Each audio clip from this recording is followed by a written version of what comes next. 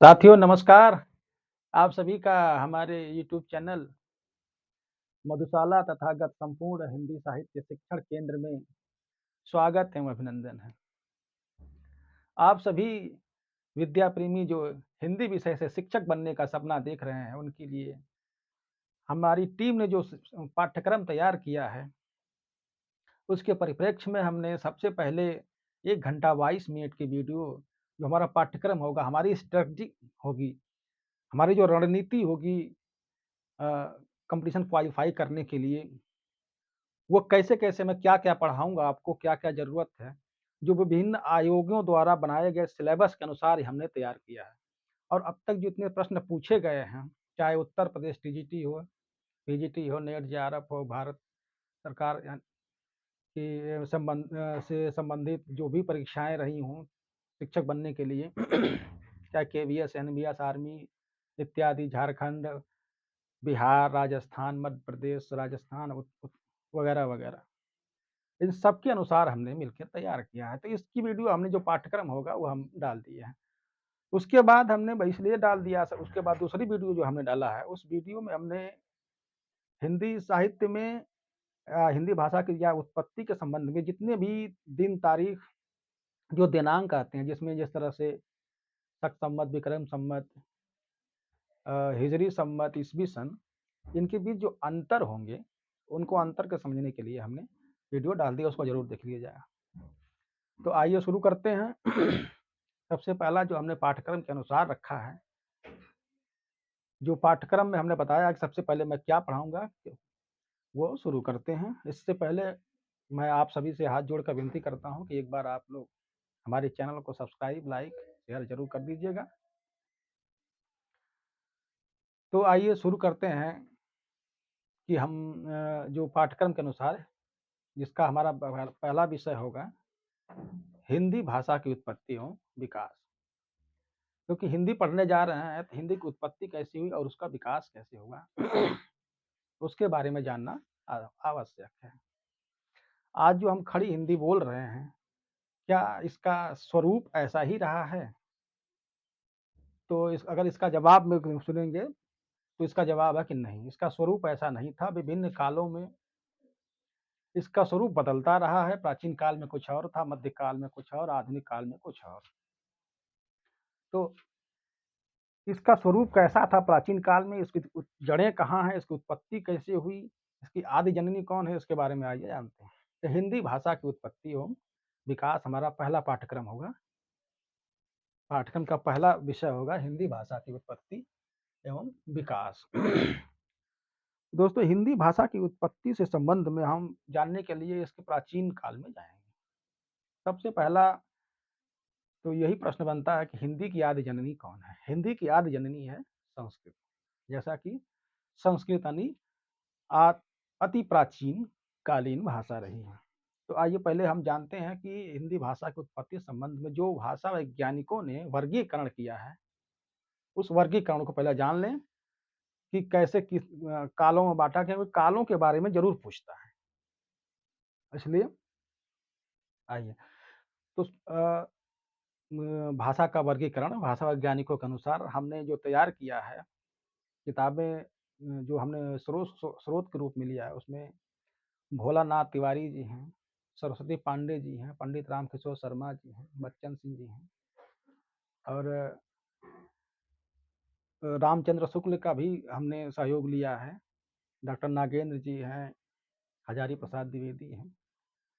तो उनमें जो प्रमुख प्रमुख रहे हैं, जिनसे प्रश्न बनता है, उन किताबों से खासतौर से हमने भोलानाथ तिवारी, सरस्वती पांडे, प्रोफेसर रामकिशोर शर्मा, रामचंद्र शुक्ल, डॉक्टर नागेंद्र, हजारी प्रसाद द्विवेदी और राम स्वरूप चतुर्वेदी, परशुराम चतुर्वेदी हैं, एसन ग्रीव्स हैं, जॉर्ज ग्रियर्सन हैं इत्यादि। इन्हीं लोगों से हमने सिलेबस में जो तैयार किया है, वो आइए बताते हैं। दोस्तों, संपूर्ण साहित्य, चाहे वो प्राचीन काल का रहा हो, चाहे मध्य काल का रहा हो, चाहे आधुनिक काल का रहा हो, वैदिक काल का जो वैदिक साहित्य की रचना हुई है, वेदों की रचना रही हो, तो वैदिक कालीन यानी कि वैदिक वैदिक संस्कृत की, लौकिक संस्कृति, चाहे पाली साहित्य रहा हो, चाहे प्राकृत साहित्य रहा हो, चाहे अपभ्रंश साहित्य रहा हो, चाहे अवहट्ट या संक्रांतिकालीन रहा हो, चाहे भक्तिकालीन साहित्य रहा हो, उसकी विशेषताएं रही हों। रीतिकालीन, नवजागरण काल यानी कि भारतेंदु काल, जागरण सुधार काल यानी कि महावीर प्रसाद द्विवेदी काल, छायावादी काल, छायावाद उत्तर काल, प्रगतिशील या प्रगतिवाद काल, प्रयोगवाद, नई कविता, कहानी, समांतर कहानी,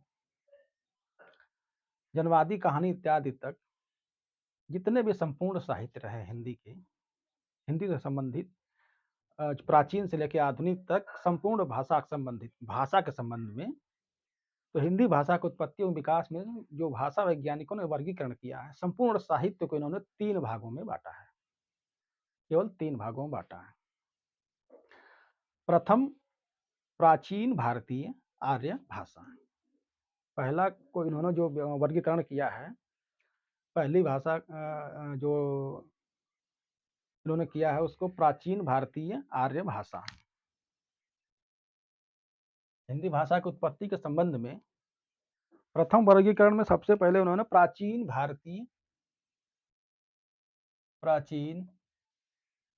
भारतीय आर्य भाषा, इसका काल जो भाषा वैज्ञानिकों ने रखा है वो है 2400 बीसी से 1500 बीसी से 500 बीसी लगभग। मूल रूप से तो 1500 से 500 के बीसी में ही आता है, लेकिन भोलानाथ तिवारी जी हैं, चाहे सरस्वती पांडे हैं, रामकिशोर शर्मा है, तो उनमें कहीं कहीं 2400 भी है, कहीं कहीं 1500 से 500 भी है। तो इसके बारे में जब हम विस्तार से चर्चा करेंगे तो हम जानेंगे, लेकिन सबसे पहले हम भाषा की उत्पत्ति यानी कि हिंदी भाषा की उत्पत्ति करा रहे हैं। पहले इसको जान लीजिए कि उत्पत्ति कैसे हुई है, और मैं जो चर्चा करूंगा प्राचीन साहित्य की, मध्यकालीन साहित्य की, आधुनिक साहित्य की, तो इनमें शॉर्ट चर्चा करूंगा, बहुत विस्तार से चर्चा, क्योंकि विस्तार से करने का कोई मतलब नहीं है। जितना पूछता है हम उतना ही पढ़ाएंगे आपको, उससे ज़्यादा पढ़ाने का कोई अर्थ नहीं निकला, कभी अर्थ निकल जाए। चलिए पहला वर्गीकरण उन्होंने किया है जो संपूर्ण साहित्य है उनमें प्राचीन भारतीय आर्य भाषा, जिसका काल 2400 बीसी से, बीसी हमने बता ही दिया है, बिफोर क्राइस्ट या बिफोर कॉमन एरा, यानी कि ईश्वर के जन्म वर्ष, यानी कि सामान्य वर्ष से पहले की स्थिति से, हाँ, बिफोर बीसी, यानी कि 2400 बीसी से 1500 बीसी से 500 बीसी के आसपास इन्होंने प्राचीन भारतीय आर्य भाषा का काल रखा है। दूसरा विभाजन इन्होंने किया है क्या, मध्यकालीन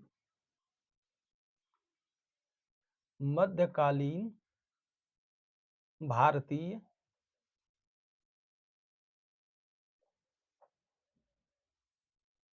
आर्य भाषा। मध्यकालीन भारतीय आर्य भाषा का काल इन्होंने 500 बीसी से 1000 ईस्वी तक किया है। 500 बीसी, बीसी तो जान ही गए होंगे आप लोग, बिफोर क्राइस्ट, यानी कि ईश्वर के जन्म से, जो सामान्य वर्ष है, ईश्वर का जन्म वर्ष है, उससे पहले की स्थिति से 1000 ईस्वी सन तक।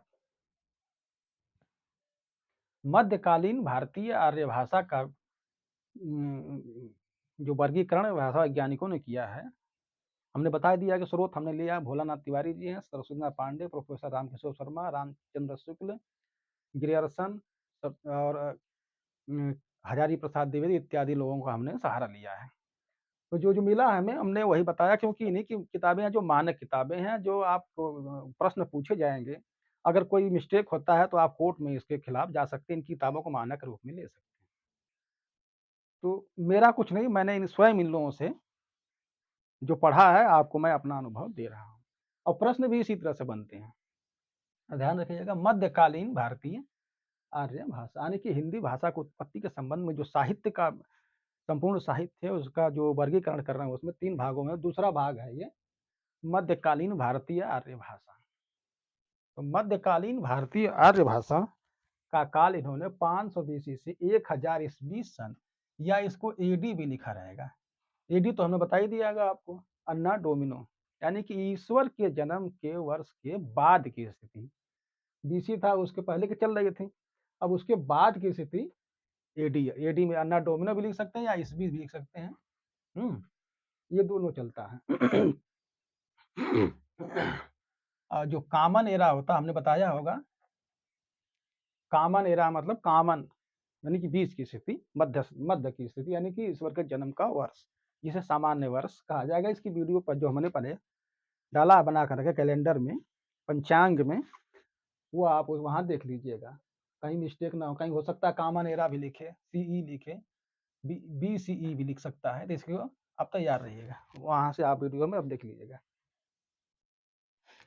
मध्यकालीन भारतीय आर्य भाषा का वर्गीकरण इन्होंने 500 बीसी से 1000 ईस्वी सन एडी तक किया है।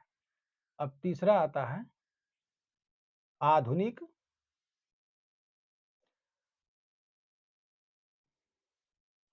भारतीय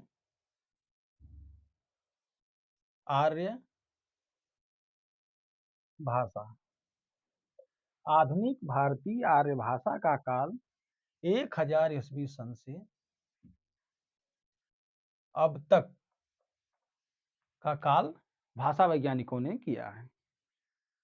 तो जान लीजिए, संपूर्ण साहित्य, जिसमें संस्कृत साहित्य भी आता है, वैदिक साहित्य भी आता है, लौकिक साहित्य भी आता है, लौकिक साहित्य, वैदिक साहित्य, संस्कृत साहित्य, चाहे पाली काल, प्रथम जो प्राकृत काल रहे हैं, 3 प्राकृत काल रहे हैं, प्रथम पाली, प्रथम प्राकृत काल पाली, द्वितीय प्राकृत काल प्राकृत, तीसरा अपभ्रंश, उसके बाद संक्रांति कालीन अवहट्ट, भक्ति कालीन, रीतिकालीन इत्यादि होते हुए नवजागरण और जागरण सुधार, प्रयोगवाद, प्रगतिवाद, छायावाद से होते हुए संपूर्ण साहित्य को इन्हीं 3 भागों में, मूल रूप से 3 भागों में इन्होंने बांटा। प्राचीन भारतीय आर्य भाषा, जिसका काल 2400 बीसी से 1500 से 500 बीसी तक विभिन्न किताबों में मिलता है।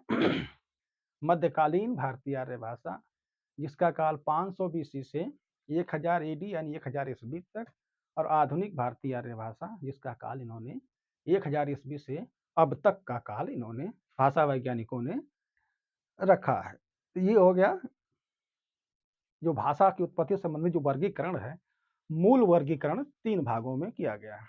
अब इसके आगे भाषा वैज्ञानिकों ने इन्हीं 3 वर्गीकरण के अंतर्गत विभिन्न उप विभागों में बांटकर तमाम कालों की जो विशेषताएं रही हैं, उनकी रचनाएं रही हैं, उनके जो राइटर रहे हैं, और उस काल की जो प्रवृत्तियां रही हैं, उनको उसके अनुसार इन्होंने विभाजन किया है। तो आइए आगे बढ़ते हैं। प्रथम हम आपको पढ़ाएंगे प्राचीन भारतीय आर्य भाषा।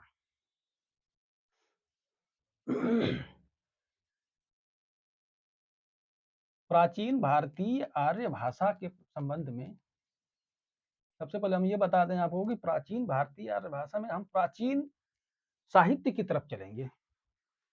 और प्राचीन साहित्य में आपको जानते हैं कि जो भारतीय साहित्य की विशेषता रही है, प्राचीन साहित्य में सबसे प्राचीन तो वैदिक काल का ही साहित्य जो मिलता है, जिसको पठनीय है। उसके पहले सिंधु घाटी सभ्यता रही है, उसके पहले पाषाण युग, ताम्र युग, बहुत से साक्ष्य मिले हैं, बहुत सी सभ्यताएं, बहुत से साहित्य होंगे, रहे होंगे, लेकिन अभी तक उनको मूल रूप से पढ़ा नहीं गया है, ना उनका कोई अस्तित्व है।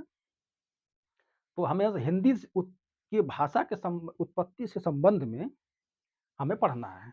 तो प्राचीन भारतीय आर्य में हम चलेंगे वैदिक काल की तरफ। हम वेदों की रचना करेंगे, वेदों के बारे में चर्चा करेंगे। तो वैदिक काल में जाने का कारण ये है क्योंकि हिंदी की कहीं न कहीं जड़ें वैदिक काल से जुड़ी हुई हैं।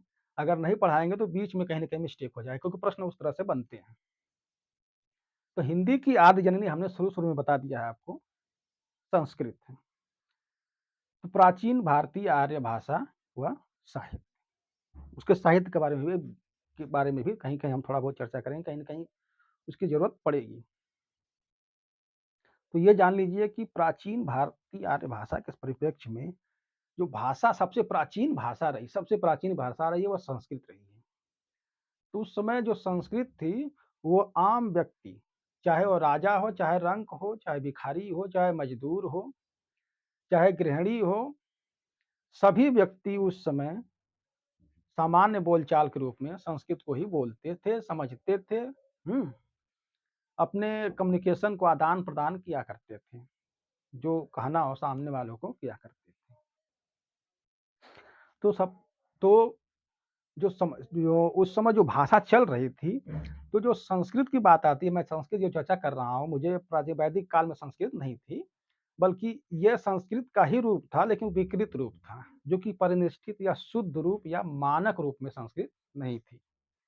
संस्कृत तो जब पाणिनि बाबा आए हैं 520 ईस्वी में, तो उन्होंने जब 14 महासूत्रों के द्वारा अपने व्याकरण ग्रंथ अष्टाध्यायी के माध्यम से जब इस भाषा को उन्होंने सुसंस्कृत कर दिया, सुशब्द कर दिया, तब से संस्कृत कहलाई। लेकिन हम जो संस्कृत बोल रहे हैं, उस समय जो वैदिक काल की बात कर रहे हैं, उस समय जो संस्कृत हुआ हुआ करती थी, जो भाषा हुआ करती थी, उसे छांदस या वैदिकी या वैदिक किया कहा करते थे। तो उसको हम विस्तार से बताते हैं। तो उस समय जो आम व्यक्ति बोलता था, समझता था, जो चल रही थी, भाषा चलन में थी, उसका जो परिनिष्ठित रूप, जो विद्वान हुआ करते थे, जो भाषा वैज्ञानिक भी रहे होंगे उस समय, साहित्यकार रहे होंगे, जो जो ज्ञानी हुआ करते थे, उसी भाषा को, उसी लोकल भाषा, चाहे उच्च रही हो, चाहे निम्न रही हो, उसमें कई परतें चला करती थी। तो जो उच्च लोग बोलते हैं, कुछ उसको सुधार कर बोलते हैं, जो मध्य लोग बोलते हैं, कुछ थोड़ा बहुत बिगड़ा, जो निचले को बोलते हैं, वो और बिगड़ी हुई भाषा बोलते हैं। तो जो सर्वश्रेष्ठ यानी कि परिनिष्ठित यानी कि शुद्ध करके उस समय के जो साहित्य हुआ करते हैं, वैदिक साहित्यों की रचना हुई। तो परिनिष्ठित या मानक या शुद्ध रूप उसी भाषा का, जो बोलचाल की भाषा थी संस्कृत, उसी का मानक रूप संस्कृत वाङ्मय में प्रयोग हुआ। संस्कृत वाङ्मय जब भी आता है, तो आप लोग ध्यान रखिएगा, जब हिंदी की बात आती है, तो हिंदी के जो लिखे गए हैं ग्रंथ वगैरह, जो लिखे जाते हैं जिनके बारे में, उनको साहित्य कहा जाता है, साहित्य। जब संस्कृत की बात आती है,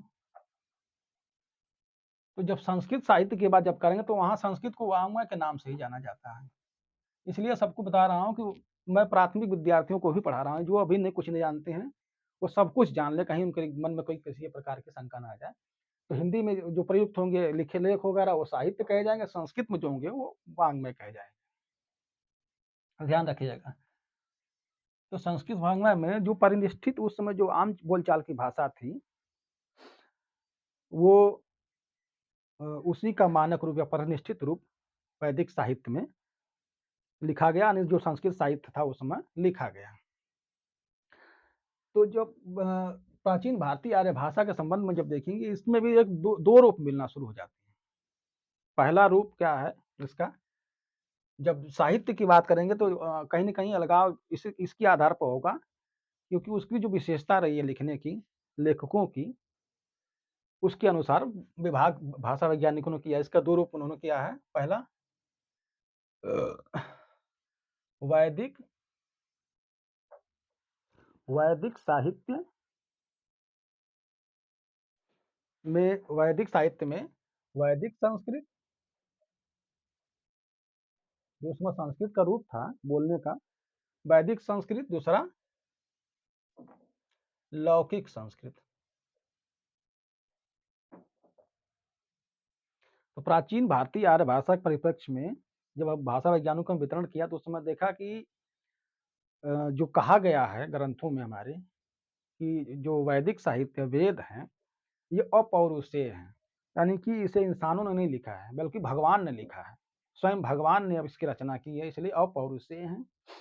इसलिए इनकी जो रचना है, उसको अलग करने के लिए उन्होंने वैदिक साहित्य, वैदिक संस्कृत के अंतर्गत, यानी कि जो संस्कृत हुआ करती थी उस आम बोलचाल की, वो वैदिक संस्कृत के अंतर्गत, जो आम जो यहाँ के लेखकों ने, यानी कि धरती पे जो हुए, जिनको देखा महसूस किया उस ज़माने के लोगों ने, तो इस लोक के जो लेखक हुए, राइटर हुए, वो लौकिक संस्कृत के अंतर्गत आए। तो आइए हम वैदिक संस्कृत के बारे में पहले जान लें। जो प्राचीन भारतीय आर्य भाषा 2400 बीसी से 500, 1500 से 500 के बीच में आती है, इसमें जो 2 रूप मिलते हैं, वो 2 रूप कौन से हैं? वैदिक संस्कृत है, लौकिक संस्कृत। तो आइए हम वैदिक संस्कृत के बारे में जानते हैं। वैदिक संस्कृत को जब प्रश्न बनाया जाएगा, तो इसको आप जान लीजिए जो कहा जाएगा, इसको इंडो आर्य भाषा या हिंद आर्य भाषा के नाम से जाना है। वैदिक संस्कृत को ही इंडो आर्य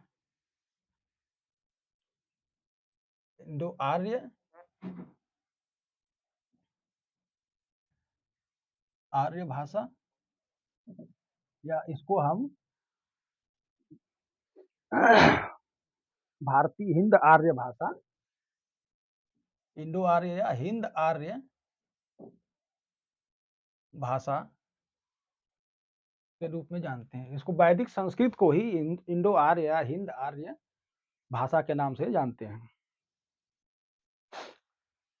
तो वैदिक संस्कृत का जो काल रहा है, वैदिक संस्कृत का काल रहा है 1200 बीसी से 900 बीसी के आसपास रहा है। वैदिक संस्कृत में जब वेदों की रचना हुई है, वैदिक काल जब वेदों का वर्चस्व रहा, उस समय वैदिक संस्कृत का जो भाषा वैज्ञानिकों ने जो काल रखा है, वो 900 बीसी से 1200 बीसी से 900 बीसी के आसपास रखा। यह स्रोत भोलानाथ तिवारी के यहाँ मिलता है। भोलानाथ, जब तिवारी को आप किताब पढ़ेंगे, तो उसमें वैदिक संस्कृत का जो काल रहा है, वो 1200 बीसी से 900 बीसी के आसपास रहा है। वैदिक संस्कृत या इंडो आर्य भाषा या हिंद आर्य भाषा के नाम से जानी जाती है। प्रश्न पूछेगा अगर बनता है तो इंडो आर्य भाषा या हिंद आर्य भाषा को वैदिक संस्कृत के अंतर्गत जो रखी गई, वो इंडो आर्य भाषा या हिंद आर्य भाषा। तो जो हिंद आर्य भाषा है या इंडो आर्य भाषा है 1200 से 900 बीसी के आसपास, इसके बारे में हम विस्तार से घंटों चर्चा करेंगे इसके आगे वाली वीडियो। लेकिन पहले आइए, हम केवल हिंदी की उत्पत्ति करवा रहे हैं, इसलिए शॉर्ट में भागते हुए जा रहे हैं। तो वैदिक संस्कृत का जो काल है, वो 1200 से 900 बीसी के आसपास लगभग, क्योंकि भाषा एक दिन में नहीं बदलती है, बदलने में 100 बरिस इधर 100-200 बरिस इधर आगे पीछे चलता रहता है। तो इसे इंडो आर्य भाषा या हिंद आर्य भाषा के नाम से वैदिक संस्कृत को जाना गया। अब आइए वैदिक साहित्य के बारे में जान लेते हैं। वैदिक संस्कृत जो रही है, उसका अस्तित्व क्या रहा है, रचनाएं कौन कौन सी हुई, थोड़ा बहुत उसके बारे में चर्चा कर लेते हैं। तो वैदिक संस्कृत या हिंद आर्य भाषा, दोस्तों जब भाषा के बारे में जानेंगे तो हमें ये मिलेगा कि सबसे प्राचीनतम भाषा अगर वही है तो संस्कृत रही है। और संस्कृत का जो प्राचीनतम हमें प्रमाण मिलता है, वो वैदिक साहित्यों में मिलता है, वैदिक वाङ्मय या वैदिक साहित्य मिलता है। इसका सबसे जो प्राचीनतम भाषा रही है संस्कृत, उसकी जो प्राचीनतम प्रमाण हमें कहाँ मिलता है, वैदिक साहित्य में मिलता है। और जो वैदिक साहित्यों की रचना हुई है शुद्ध रूप में, उस समय संस्कृत तो नहीं थी, लेकिन उसका जो परिमार्जित रूप यानी कि प्रथम रूप में जो चल रहा था, उसका शुद्ध रूप में जो रचना हुई है वैदिक साहित्य की, जिस भाषा से रचना हुई है उसे वैदिकी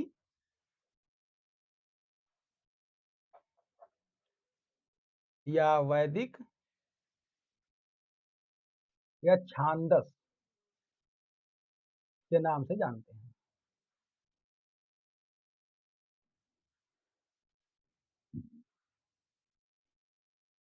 वैदिक संस्कृत की जो रचना में जो वैदिक साहित्यों की रचना हुई है, उस जो साहित्यों की रचना हुई, जो क्योंकि उस समय जो बोलचाल की भाषा हुआ करती थी, उसी का परिमार्जित या शुद्ध रूप में करके रचनाएं की गई थी। अब मैं ये नहीं प्रमाण दे रहा हूँ कि कौन किया था, भगवान किए थे या इंसान किए थे, लेकिन कहा गया कि वेदों की रचना स्वयं भगवान ने की है।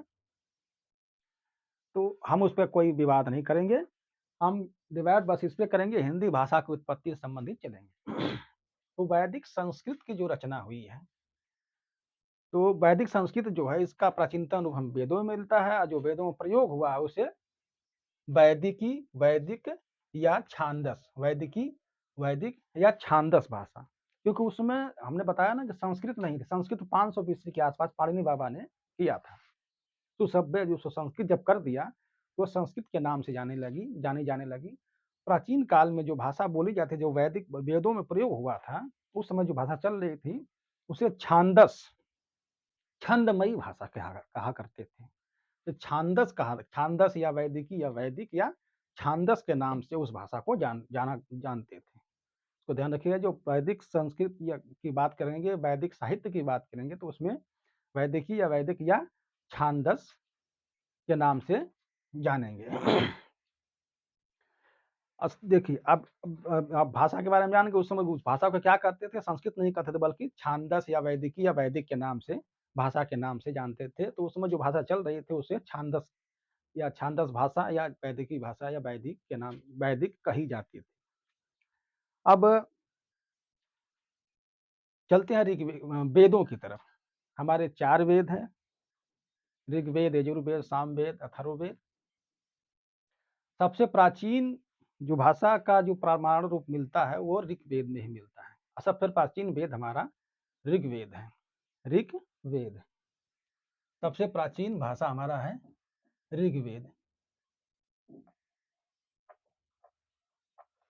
ऋग्वेद 2 शब्दों से बना है। पहला है ऋग्वेद। ऋग का शाब्दिक जो अर्थ होता है, जो ऋग है, इसका जो अर्थ होता है स्तुति या उपासना या पूजा पाठ या भक्ति, मतलब समझ गए होंगे आप लोग। उपासना, भक्ति, स्तुति, पूजा पाठ, किसी को खुश करने के लिए कुछ कहा जाता था, बोला जाता था। यानी कि ऋग का जो शब्द स्तुति करना, उपासना करना, पूजा करना, और वेद का अर्थ होता है ज्ञान, उपासना करने का ज्ञान, विद्या। वित्त धातु से बना है, वित्त यानी विद्या, वेद यानी कि विद्या यानी ज्ञान। स्तुति उपासना करने का ज्ञान, यानी कि ऋग्वेद का शाब्दिक अर्थ जो यही है, लगभग यही मिलता है, हमें हर जगह में यही मिला है। तो ऋग्वेद यानी कि इसका जो प्राचीनतम रूप हमें मिलता है ऋग्वेद में। ऋग्वेद में जो ऋग का शब्द शाब्दिक अर्थ होता है स्तुति। उस समय क्या करते थे, भाषा के संबंध में चलते हैं, कि प्राचीन काल में विज्ञान का वर्चस्व तो था नहीं। किसी भी समस्या को सुलझाने के लिए भगवान की पूजा की जाती थी। आदमी बहुत बड़े विशाल-विशाल हुआ करते थे, मोटे-मोटे, लंबे-लंबे हुआ करते थे। लेकिन वो किसी से नहीं डरते थे, वो जानवरों को मार डालते थे, खड़े-खड़े हाथी को मार डालते थे, पत्थरों को फेंकते थे। लेकिन जहाँ एक अदृश्य शक्ति की बात आती थी, भगवान की बात आती थी, उसके सामने वो नतमस्तक हो जाते थे, उनसे बहुत डरा करते। अदृश्य शक्ति यानी कि भगवान, भगवान से बहुत डरा करते। तो उस समय क्या हुआ था कि भगवान को खुश करने के लिए जो अलग-अलग भगवान हुआ करते थे, कोई वायु भगवान, कोई अग्नि भगवान, तो तो कोई धरती माता, तो इनकी पूजा करने के प्रकृति भगवान, तो इनको पूजा करने के लिए, खुश करने के लिए उस समय जो ऋषि मुनि या विद्वान लोग हुआ करते थे, वो लोग यज्ञ वेदी बनाते थे। यज्ञ वेदी बना, जैसे कि आज भी आपके घरों में बनता है। तो यज्ञ वेदी बनाते थे। यज्ञ वेदी बना कर के उसमें अग्नि जलाते थे, उसमें विभिन्न वृक्षों की जो आज समझिए कि बिल्कुल मेरा आश्चर्यजनक जो होते थे, उनके फूलों को, उनके वृक्षों को लाया करके उसमें यज्ञ हवन में जलाते थे। और उसके साथ-साथ भगवान को खुश करने के लिए कुछ बोला करते थे। हुँ? तो वो ऐसी रचनाएँ किया करते थे जो एकदम बिल्कुल कंठमयी हो, शुद्ध, सुमधुर हो और सुनने में अच्छी लगे भगवान को, ताकि अच्छा लगे, ताकि भगवान हमारे ऊपर खुश हों। तो यज्ञ वेदी बनाकर जो पूजा किया गया, स्तुति किया गया, उपासना किया गया, जो उपासना किया गया, जो बोला गया, उसे ऋचा कहा गया है। ऋचा, ऋक से ही बना, स्तुति से ही बना है ऋचा। जो बोला, उन्होंने बोला, सुमधुर कंठमय ध्वनि जो उनका बनाते थे, जो रचनाएँ किया करते थे, छांदसमयी भाषा, छंदमयी भाषा, उसे ऋचा कहा जाता था। ऋचा यानी कि वेद, मंत्र, ऋचा का जो शाब्दिक अर्थ होता है शब्द रूप में वेद मंत्र, मंत्र वो हुआ करती थी जो भगवान को खुश करने के लिए सुमधुर मधुर कंठमयी और बिल्कुल जोड़-तोड़ कर जो रचनाएँ की जाती थी, जैसे छांदस या वैदिकी या वैदिक कहा जाता था, छांदस भाषा कहा जाता है, छांदस यानी छंद से बना है। तो छंद छंद आप जानते ही हैं, छंद में जब छंदोमयी भाषा हो जाती है, तो एक कर्कश भाषा भी सुमधुर कर्णमयी लगने लगती है। इसलिए छंदोमयी को उसी को रूप में भाषा वैज्ञानिकों ने उसे छांदस कह दिया है। छांदस या वैदिकी या वैद भाषा, जो छांदस हुआ करती थी उसी को से ऋचाएँ बनाई गई। ऋचाएँ मतलब वेद मंत्र, वेद मंत्र। इन्हीं वेद मंत्रों को जोर-जोर से ऋषि मुनि बोला करते थे, स्वाहा, स्वाहा करके भगवान की पूजा किया करते थे, स्तुति किया करते थे। जो उपासना या स्तुति या पूजा किया करते थे, वही ऋक कहा गया। उसकी पद्धति जो ज्ञान थी, वो विद्या कही गई। पूजा करने का जो ज्ञान था, उससे ऋक यानी कि ऋग्वेद बना और ऋचाएँ ही वेद मंत्र बनी। तो जो वेद मंत्र हैं, ये बहुत ज़्यादा ऋचाएँ बहुत ज़्यादा करनी हर रोज़ पूजा को कुछ न कुछ करते थे, तो इनका संग्रह होने लगा। इन्हीं वेद मंत्रों का जब संग्रह हुआ, संग्रह का मतलब ये हो कि बहुत सारी ऋचाएँ हो गई, तो उस समय क्या हुआ करता था कि लिखने के लिए तो कुछ था नहीं, पन्ने की उत्पत्ति वगैरह तो हुई नहीं थी, तो उसमें श्रुतियाँ चला करती थी। तो पीढ़ी दर पीढ़ी एक ऋषि मुनि जो हुआ करते थे, विद्वान हुआ करते थे, वो उनके दिमाग में सब कुछ पड़ा रहता था, रटे हुए करते थे और क्या नाम आने वाली पीढ़ी अपने चेलों यानी शिष्यों को वो बातें सुनाया करते थे। तो वेदों को श्रुति भी कहा गया है। वेद ही क्या है? श्रुति। श्रुति इसलिए कहा गया कि जब लिखने की पद्धति नहीं हुई थी, तो पीढ़ी दर पीढ़ी कई पीढ़ियाँ चलती रहीं जो विद्वान हुए, जंगलों में रहा करते थे या कहीं भी रहा करते थे, ऋषि-मुनि हुए, वो उन्होंने जो प्रकृति से ज्ञान सीखा, जो कुछ उन्होंने किया उस ज्ञान के बल पर, उस ज्ञान को अपने शिष्यों को सुनाते थे। तो इसलिए श्रुति कहा गया है। तो वेदों को श्रुति के नाम से भी जानते हैं, वेद को अपौरुष से भी कहा गया, वेद को हाँ, तो वेद ही श्रुतियाँ हैं। अब देखिए जब यज्ञ वेदी बनाकर जब पूजा किया करते थे, उसको ऋक यानी कि स्तुति कहा गया, उपासना कहा गया, उसकी जो ज्ञान था वो करने की प्रक्रिया थी वो वेद या ज्ञान कहा गया। और जो बोला करते थे भगवान को खुश करने के लिए अग्निदेव, वायुदेव, जलदेव वगैरह को खुश करने के लिए जो बोला करते थे, उन्हें ऋचा कहा गया है। ऋचा ऋचा ही क्या है? वेद मंत्र हैं। वेद मंत्रों को ही ऋचा कहा गया है। तो यही वेद मंत्र जब बहुत ज़्यादा संग्रह हो गया, श्रुतियाँ चलती पीढ़ी दर पीढ़ी श्रुतियाँ चलती गई, संग्रह होता गया। जब ये बहुत विराट हो गया, विशाल हो गया, तो इसे सुनकर दिमाग में रखना संभव नहीं हो सका क्योंकि हर बार कुछ न कुछ परिवर्तन हो जाता था क्योंकि दिमाग से निकल जाता था। तो जो लिखने की पद्धति हुई, तो लेखनी में डाला गया धीरे-धीरे, तो वेदों की रचना हुई। वेद जानते हैं यहाँ पुरुष से भगवान ने किया है, वेद व्यास का भी नाम आता है। तो इनका जो संग्रह हो गया, संग्रह किया गया, इकट्ठा किया गया, लिखा गया जब उसको लिखा गया बढ़िया से ताड़पत्रों पे या जहाँ भी मतलब उस समय जो भी पद्धति रही होगी लिखने की, तो जब लिखा गया, उनका जो संग्रह किया, जब बहुत ज़्यादा संग्रह हो गया, हुँ, इन्हीं संग्रहों को जो संग्रह हुए, इकट्ठे हो गए लिखने के बाद, संहिता कहा गया। क्या कहा गया? संहिता। ऋचाएँ ही वेद मंत्रों के संग्रह हैं, किए गए और ये संग्रह बहुत ज़्यादा जो लिखे गए हैं कलमबद्ध किए गए, संग्रह हुए, उन्हीं को संहिता कहा गया। संहिता मतलब नियम कानून यही संविधान एक तरह से ये संहिता कहा गया और संहिता ही क्या है हमारे वेद हैं। वेद सबसे प्राचीन कौन है? ऋग्वेद है। यानी कि ऋग का शाब्दिक अर्थ होता है स्तुति, उपासना या पूजा, वेद का मतलब ज्ञान, उसकी पद्धति। भगवान को खुश करने के लिए यज्ञ वेदी में कुछ बोला करते थे, सुमधुर कर्णमयी कर्णमयी ध्वनि सुमधुर में बोला करते थे, जिन्हें छांदस या वैदिकी या छंदमयी भाषा, छंदोमयी या वैदिकी या वैदिक कहा जाता था। उनको जो बोला जाता था वो ऋचाएँ कही जाती थी। ऋचाओं को ही आधुनिक भाषा में जब समझाया गया गद्यों में, तो उनको वेद मंत्र कहा गया। यही वेद मंत्र ही जब बहुत ज़्यादा श्रुतियों के माध्यम से पीढ़ी वेद मंत्र ही श्रुतियों के माध्यम से सुनकर शिष्यों को सुना करके पीढ़ी दर पीढ़ी चलने लगे। जब पीढ़ी दर पीढ़ी चलते-चलते जब ये विशाल हो गया, इनका संग्रह हो गया, बहुत ज़्यादा हो गया, तो उसको लिखा गया। पद्धति पैदा की गई लिखने की, उसको जो लिख दिया गया उन संग्रहों को, ये संग्रह ही संहिता बन गए। क्या बन गए? संहिता या संविधान बन गए। संहिता या संविधान बन गए और यह संविधान ही जो बने वो वेद कहलाए। और वेदों में सबसे प्राचीन वेद कौन कहलाया? ऋग्वेद। सबसे प्राचीन वेद ऋग्वेद कहा गया। अब आइए आगे थोड़ा-सा बढ़ते हैं। अ, आपने इतना जान लिया होगा, इसको मिटा देते हैं, लिखना हो तो लिख सकते हैं कोई, जिनको लिखना होगा लिख लेंगे, थोड़ी-सा रुक जाते हैं।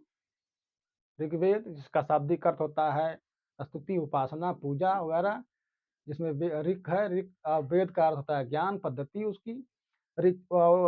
यज्ञ वेदी पर जो बोले उनकी ऋचाओं कहा गया। ऋचाओं को ही गद्य भाषा में अगर समझेंगे, साधारण भाषा में समझेंगे तो वेद मंत्र कहा जाएगा। वेद मंत्र का जब संग्रह हुआ तो लिखा गया, क्योंकि ये श्रुतियाँ चलती थी पहले। श्रुतियों के बाद संग्रह हुआ, संग्रह ही कहा गया संहिता, संहिता यानी कि संविधान। यही संविधान क्या बने? वेद बने। वेद यानी कि सबसे प्राचीन कौन है? ऋग्वेद। तो वैदिक संस्कृत के संबंध में हम वैदिक के बारे में ही, वेदों के बारे में ही चर्चा करेंगे, क्योंकि आज की वीडियो इसी पर बनने वाली है। कारण है कि अगर इसकी चर्चा नहीं करेंगे तो कहीं न कहीं मुझे लगता है कि कमी रह जाएगी। ज़्यादा प्रश्न इससे बनते नहीं हैं, फिर भी हम पढ़ा दे रहे हैं ज्ञान के लिए, नॉलेज तो होना चाहिए। सब हिंदी की आदि जननी जब संस्कृत रही है, तो संस्कृत के बारे में ही बढ़िया जान लें, उसकी भी आदि जननी क्या है, उसकी भी अस्तित्व कहाँ रहा है, किसने सबसे ज़्यादा सहारा दिया? तो सबसे ज़्यादा सहारा वैदिक साहित्य ने संस्कृत को दिया। तो वैदिक साहित्य, वैदिक या छांदस या छंदमयी, छंदोमयी भाषा या वैदिकी या वेद भाषा वैदिक। तो वैदिक संस्कृत के अंदर अब चलते हैं। अब आते हैं कि हमारे वेद हैं 4। हमारे कितने वेद हैं? हमारे कितने वेद हैं? 4 वेद हैं। चारों के नाम आप को मालूम होंगे, फिर भी मैं बता दे रहा हूँ। ऋग्वेद ऋग्वेद, यजुर्वेद, सामवेद और अथर्ववेद। तो इन जो वेदों के लिए जब गुरुकुल में बच्चे जाते थे पढ़ने, तो वेदों को समझाने के लिए हुँ,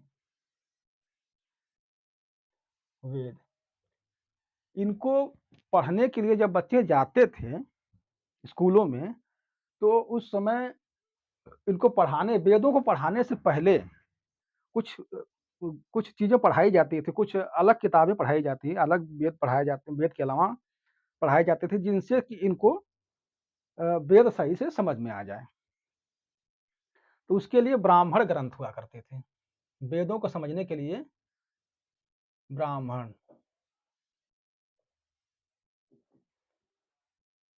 वेद पढ़ाने से पहले सबसे पहले उन्हें ब्राह्मण ग्रंथ पढ़ाए जाते थे। ब्राह्मण ग्रंथ की विशेषता क्या थी कि वेदों को साधारण भाषा में लिखा जाता था, यानी कि गद्य में। पूछता कि ब्राह्मण ग्रंथ किस शैली में है?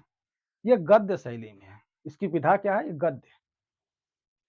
तो वेदों को समझने से पहले, पढ़ाने से पहले ब्राह्मण ग्रंथों की रचना ब्राह्मण ग्रंथों की रचना की गई, जो ब्राह्मण ग्रंथ पढ़ाए जाते थे। उसके बाद ब्राह्मण के बाद अरण्यक पढ़ाया जाता था। अरण्यक वेदों को समझने के लिए अरण्यक ग्रंथ पढ़ाया जाता, ताकि अरण्यक अगर जान जाते हैं तो उनको वेदों को समझने में दिक्कत नहीं होगी। तो अरण्यक क्या हुआ करता था? अरण्यक ही दर्शन हुआ करता था। अरण्यक क्या है? अरण्यक ही हमारा दर्शन है। यानी कि दर्शन को पहले पढ़ाते थे। यानी कि जब ब्राह्मण ग्रंथ यानी गद्यों में हुआ करता था, उसको समझाने के लिए जो गद्य की पद्धति आप समझ जाते हैं, तो वेदों को समझने में आसानी हो जाएगी। उसके बाद आप विद्यार्थियों को अरण्यक ग्रंथ पढ़ाए जाते थे। अरण्यक में क्या दर्शन पढ़ाए जाते थे, दर्शन। दर्शन में क्या हुआ करता था, तत्व ज्ञान। उन्हें तत्व का ज्ञान कराया जाता था।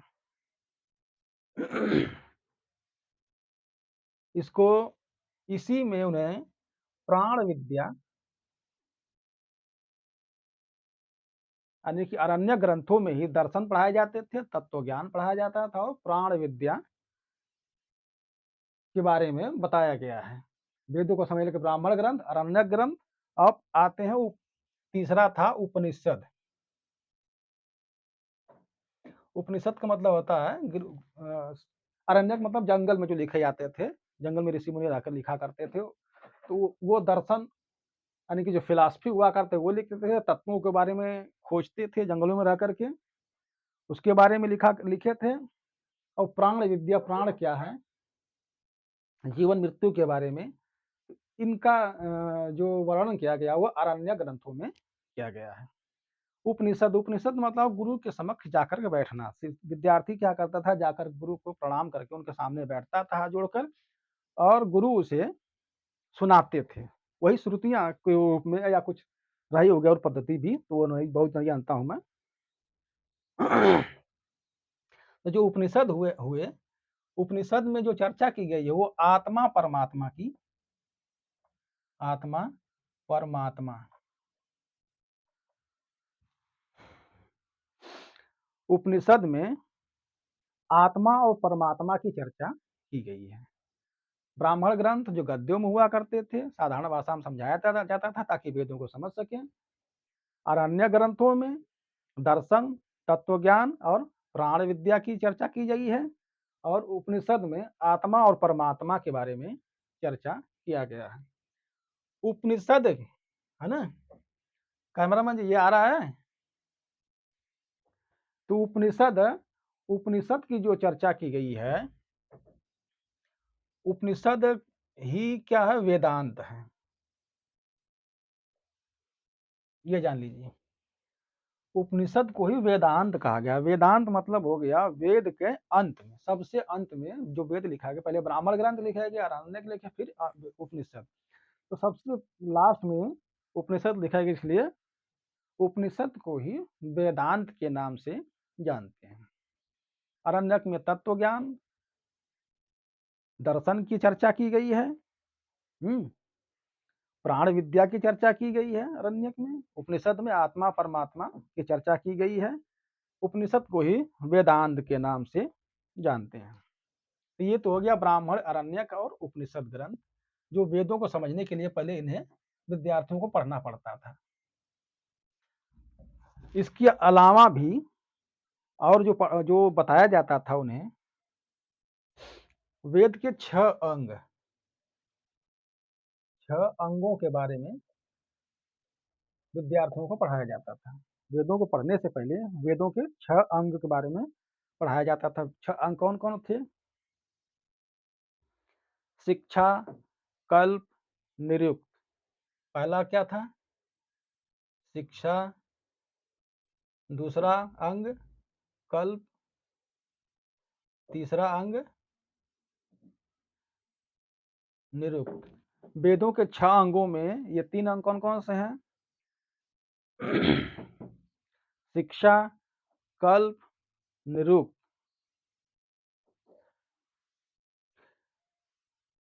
चौथा था व्याकरण। वेदों को पढ़ाने से पहले शिक्षा ग्रंथ पढ़ाए जाते थे, कल्प ग्रंथ पढ़ाया जाता था, निरुक्त पढ़ाया जाता था, व्याकरण पढ़ाया जाता था, उसके बाद छंद पढ़ाए जाते थे। छंद अगर जानेंगे तभी वेद को पढ़ पाएंगे।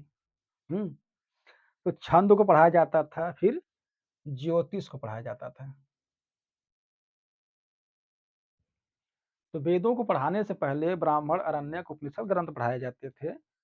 उसके बाद 6 अंगों को भी पढ़ाया जाता था। 6 अंग हैं वेद के, शिक्षा, कल्प, निरुक्त, व्याकरण, छंद और ज्योतिष। ये वेदों के 6 अंगों को पढ़ाया जाता था वेदों को समझने के लिए। अब आगे आइए देखते हैं, आगे इसके आगे भी पढ़ाते थे। शिक्षा के 6 अंग पढ़ाने के बाद 6 मीमांसा पढ़ाए जाते थे। 6 मीमांसाएँ हुई मीमांसा। ये कितने हैं? 6 मीमांसाएँ हैं। तो वेदों को समझने से पूर्व 6 मीमांसा के बारे में चर्चा की जाती थी, विद्यार्थियों को पढ़ाया जाता था। पहले भी पढ़ाया जाता था पूर्व मीमांसा। क्या पढ़ाया जाता था? पूर्व मीमांसा, दूसरा न्याय, तीसरा योग। मीमांसा की चर्चा में पहला पूर्व मीमांसा, न्याय, योग, सांख्य, चौथा सांख्य, पूर्व मीमांसा, न्याय, योग, सांख्य, इसके बाद वेदांत,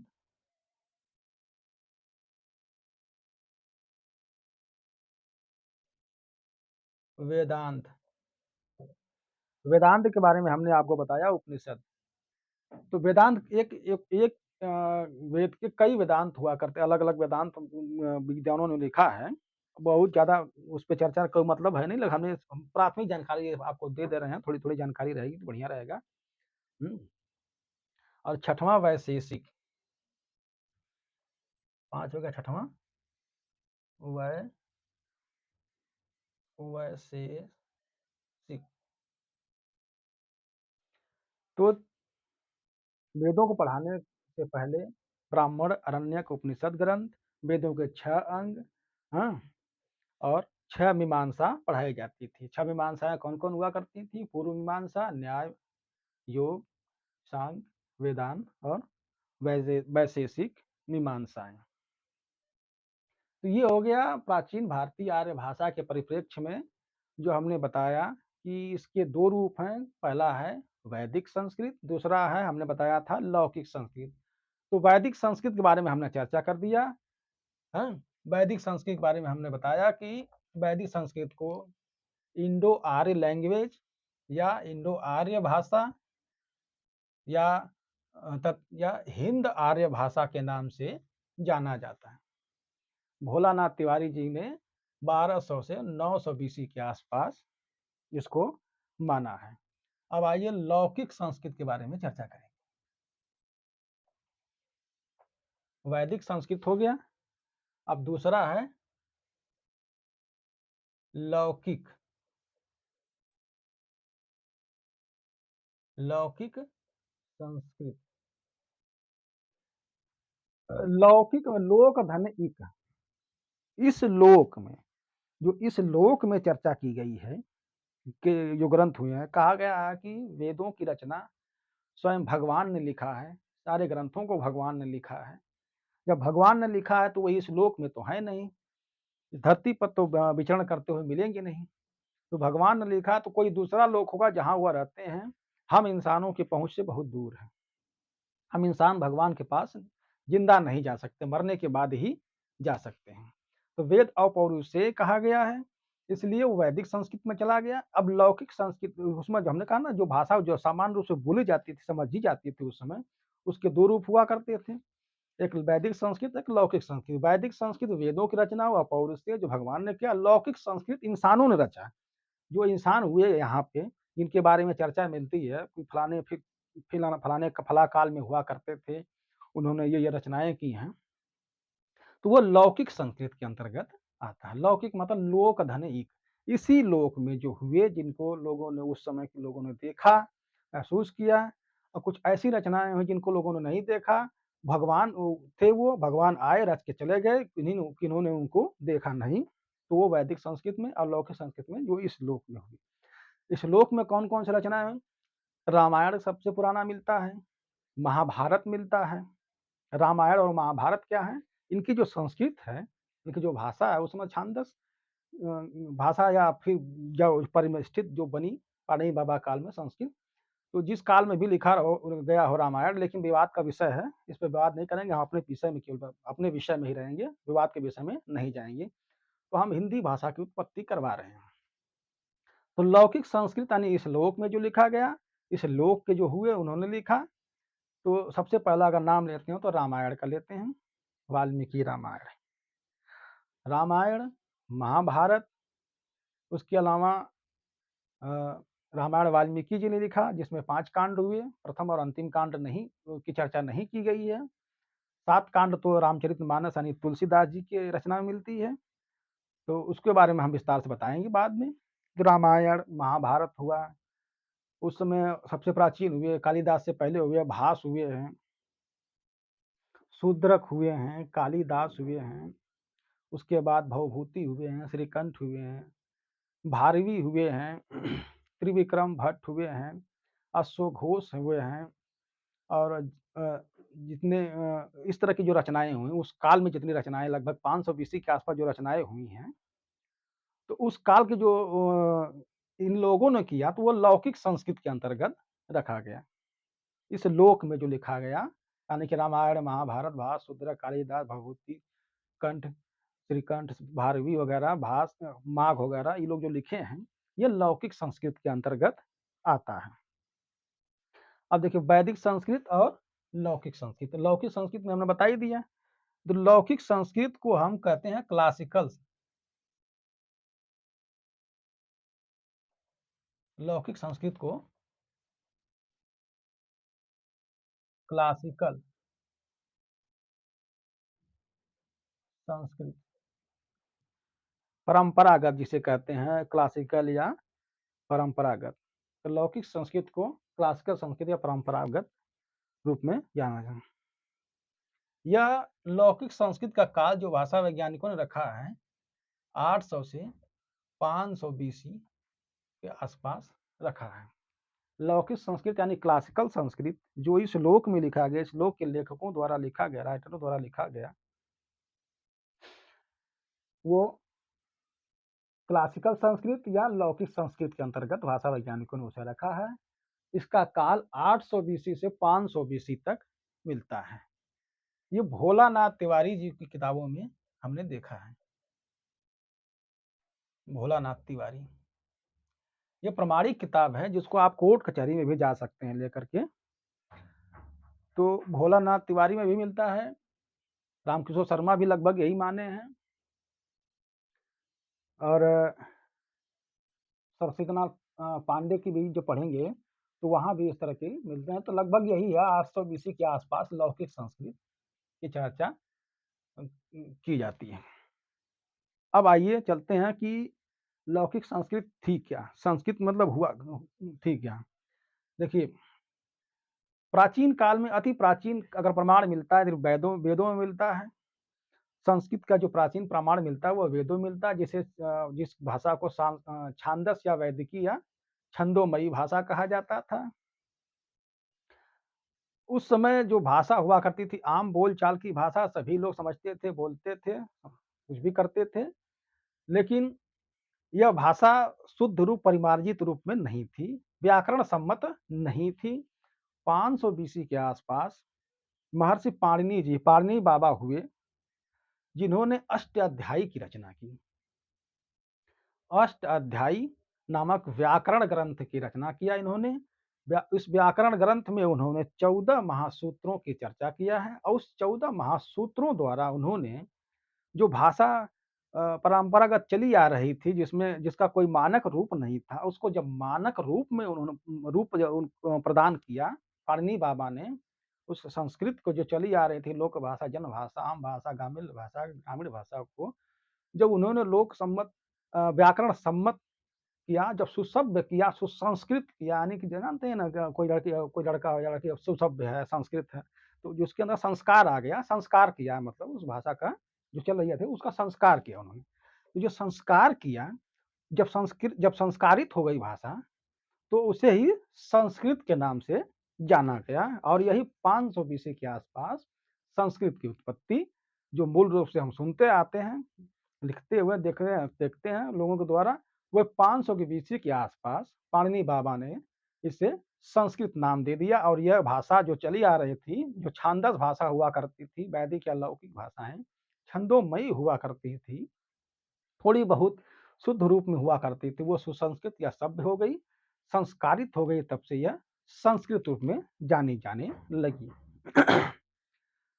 अब आता है कि इसी अष्टाध्यायी पर बररुचि बररुचि या कात्यायन मुनि ने हुँ, उन्होंने कमेंट्री लिखा, वर्तिका लिखा। इसी जो महाभाष्य पाणिनि बाबा ने लिखा है, इसी महाभाष्य पे वररुचि या कात्यायन मुनि, तो जो वररुचि या कात्यायन का नाम, कात्यायन को का अर्थ सीधे-सीधे लगाया गया है कि जो ऋषि गोत्र में पैदा होता है, उसे कात्यायन कहा गया, यानी कि ऋषि गोत्र में पैदा यानी कि कात्यायन मुनि या वररुचि। उन्होंने वर्तिका लिखा, यानी कमेंट्री लिखा और इसी महाभाष्य पर नहीं पाणिनि बाबा के ग्रंथ पर, अष्टाध्यायी पर आधुनिक काल में पतंजलि जी ने महाभाष्य लिखा। तो जब इन तीनों मुनियों जो हुए, पाणिनि बाबा, बररुचि बाबा या कात्यायन मुनि बाबा और बाबा पतंजलि, इन तीनों मुनियों को संस्कृत साहित्य में त्रिमुनि के नाम से जाना जाता है। तो ये त्रिमुनि कौन-कौन हैं? पूछता भी है, त्रिमुनि कौन-कौन से हैं?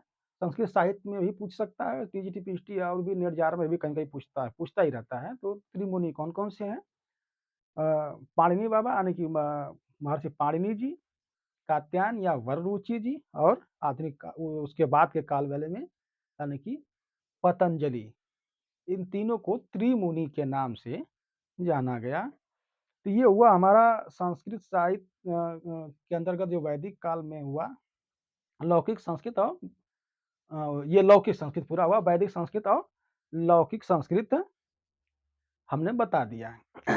अब देखिए हम आपको बताएँगे प्राचीन भारतीय आर्य भाषा खत्म।